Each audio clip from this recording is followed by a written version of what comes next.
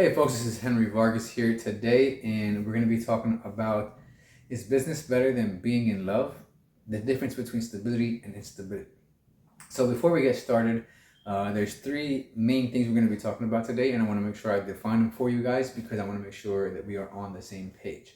Right, so the first thing we're going to be talking about obviously is business, right? Business, I'm going to give you the definition, my definition of business.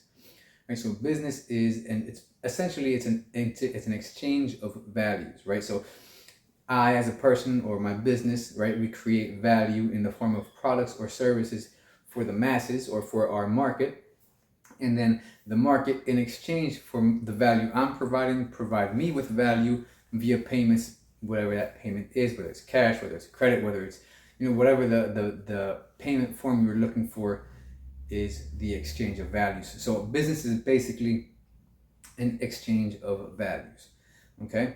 So then the second thing we need to define is emotions, because if you look at the title of this video, it says, is being in business, or is business better than being in love?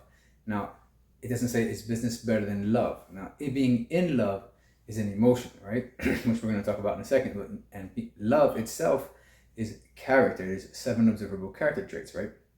Which we're going to get into that in a little bit. So the second thing we're going to define is emotions, right? Emotions are the state of mind or the feelings that are formed from our focus, right? So what we focus on generates feelings within us that put us in a state of mind, whether that's positive or negative, depends on what we focus on. Obviously, if we focus on good things, on positive things, or as the Bible says, on all things that are, worthy of praise, then that's going to generate in us good feelings. It's going to generate in us positive emotions, right? And those positive emotions are going to drive us, right? Which we're going to talk about in a second. But if we focus on negative things, or the bad aspects of life, or external factors that are beyond our control, then we're going to have negative feelings, and that's going to stop us in our tracks. It's not going to help us progress. In fact, it'll take us backwards. So the second definition is emotions. Emotions are a state of mind or feelings formed from our focus, right? From what we focus on. The third definition we need to talk about is character, right? And the definition of character, and again, we're talking about good character. We're not talking about bad character, which is manipulative, coercive, etc. We're talking about good character, and good character is the constant and consistent demonstration of the 7 observable character traits of good character. Now, what are those traits?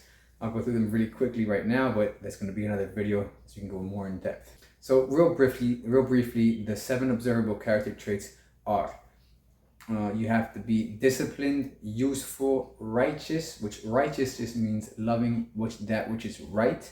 And you have to be trustworthy, you have to be perseverant, you have to be positive, of course, and you have to be protective. Okay, so those are the 7 observable characteristic traits of good character, and so that's what we're talking about. Okay, now those are the 3 definitions of that's a definition of business, emotions, and character. Now that we've talked about the definitions, let's go ahead and talk about some paradigms from which I'm going to be speaking about these 3 things that you can adapt if you like, if you find it useful, and if you don't, then you can just ignore it. Okay, the paradigm about business is that I've felt like this for a long time, but I didn't really have like a good soundbite phrase to express it until recently. I heard one of my mentors, Myron Golden, put it this way. He said, selling is the highest form of service.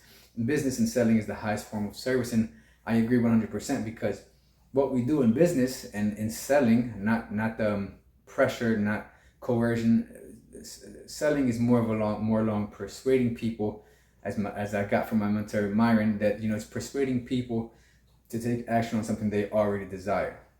So it's not me forcing people to take an action that I desire for my benefit. It's helping people, guiding people, so that they can see the value to help them make the decision that they already want to accomplish what they want, right? So that's the first paradigm, is that business and selling is the highest form of service, right?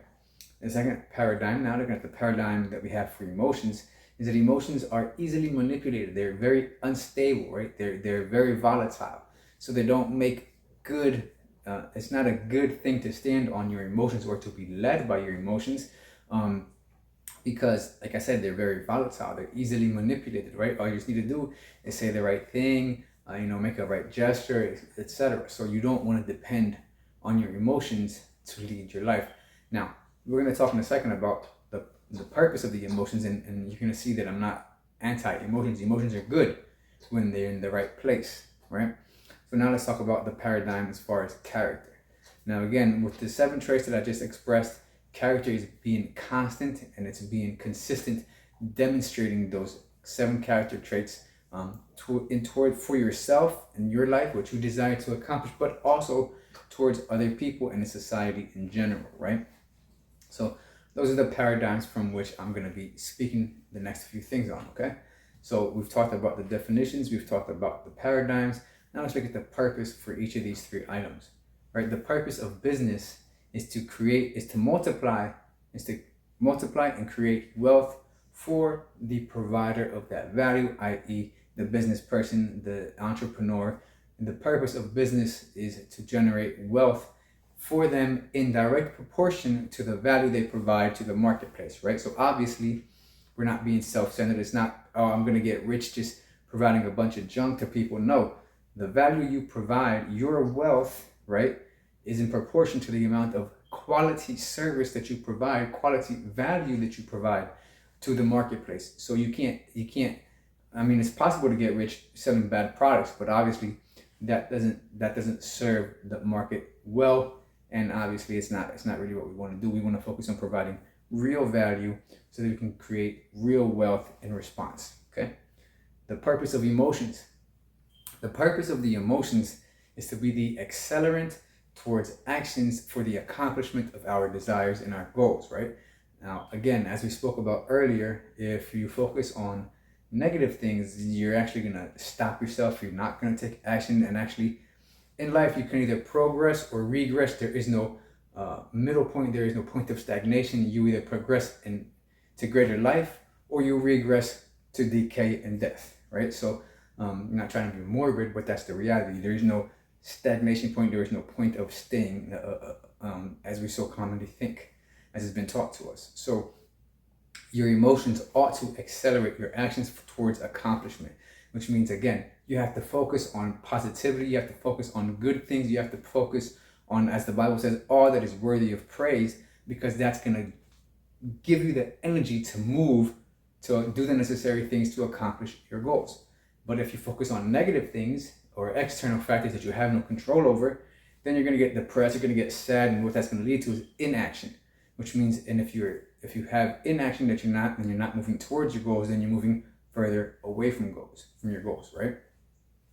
So emotions, the purpose of emotions are to be the accelerant for the actions for us to achieve our accomplishments, right?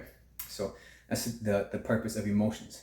And the purpose of character is really, the purpose of character is to just be an example of character, to be an example towards those, to be a role model to those who are coming behind you. Because whether you're aware of it or not, there's always somebody looking up to you. So you want to make sure that you are always displaying that constant, consistent character, again, which is disciplined, useful, righteous, trustworthy, persevering, protective, and positive, right? You want to make sure you always demonstrate that. Now, we're not going to be perfect all the time. We may have situations that get into our mind or get into our hearts and that can really affect us. But the idea is that in general, the majority people can expect that character from you versus a negative character trait, right? So it's very important that you understand the purpose of character is to be a role model for those who come behind us, right? Or for those who are looking up to us. Now let's talk about the practice of each of these, right? Let's look at each of these in practice. So in practice, or a practical application of business is, let's say you are a painter, you paint houses, right? So what you're doing is you start your company, you let your community know, because the practical application of business is providing value for your community in exchange for, again, those payments or for that value in return. So you let your community know that you have this, you're providing this offer for them to get their house repainted so that it looks new, etc., etc. And in exchange, your community will pay you, or return that value with their value in form of payment. So that's a practical application, and it doesn't just apply to that, it applies obviously to anything. So for example, let's say, I don't know, let's say you're a coach, you're a business coach, right? Let's say you're a life coach. So the value that you provide to your community is the motivation, the inspiration, and direction for them to get out of the place where they're at now so they can get to the place where they want to be, right?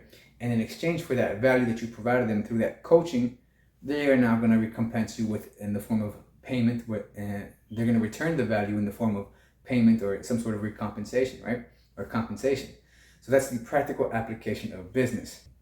Now, the practical application of emotions is the following, right? The purpose, as I said earlier, of the emotions is to accelerate, to fuel your action, right? And the best way to do that is you ought to take some time, visualize, and see yourself, put yourself as intensely in the emotion of accomplishment as possible. So you want to see yourself already having done what you wanted to do, already having achieved what you wanted to achieve. And from that point, you have to really savor the sensations of that accomplishment so that that feeling of already having accomplished it, you experience it now. Because what that's going to do is that's like a nitro boost and for your action, right? So it's going to help you achieve your goals quicker because it's going to put you into faster motion to do what needs to be done to accomplish said goals, right? So the practical application of emotions the right way is using them, is imagining yourself having already accomplished what you wanted to and feeling that state of emotion now. So that state of emotion now compels you to move to the accomplishment of said goal. So that's the practical application of your emotions. Now, as humans, of course, we're social beings, we need connections, but that also is, in those connections create, again, the positive reinforcement of the emotion. So it's all part of the same thing. And then the practical application of your character is you want to be a model, you want to be constant and consistent, demonstrating those character traits, which that character that I described earlier, which are those 7 observable traits, are the character of true love, right? It's the character that compels people towards success. And having those character traits is actually what's going to lead you to success, because you have to be disciplined, you have to be useful, you have to be righteous, you have to like what's right? You have to be trustworthy, you have to be perseverant and positive and protective, right? You have to be all of that in order to get to the accomplishment of your goals. So it's very important that you understand that practical application of having what I call that character of love, right? And so I hope this was useful, guys. Oh, we're not done yet. In the conclusion, right, we're going to talk about now of each of these is that business requires character, right? Character creates stability, okay? Emotions don't require character. In fact, most emotions. So today, there's in the world today. I'm not a psychologist, but I would say the greatest ill affecting mankind currently today is what I call emotional disorder. And that's because they don't have their emotions under control. And so they're actually led or driven by their emotions, which, as we said earlier, emotions are very volatile, very unstable, and easily manipulated, which is why you don't want to use your emotions as the foundation for your action. You use your character, which are those 7 character traits, to move forward, and then the emotions, when properly placed, become the fuel for the accomplishment, right? So is business better than being in love? Absolutely, because you could change the word business for character and the word in love for emotions. So the question becomes, is character better than being in emotions, or more specifically in disorderly emotions, or what I call or emotional chaos, or chaotic emotions? Absolutely, because character creates constancy, creates stability. If you're led by emotions, that's going to lead to instability. So is business better than being in love? Absolutely. But even more than that, business is an example of true love, whereas being in love is a mere emotion. So guys, I hope this was helpful. Let me know what you think below. Leave a comment. If you liked the video, like it, share it, subscribe, And I hope this was helpful, and I'll see you on the next one.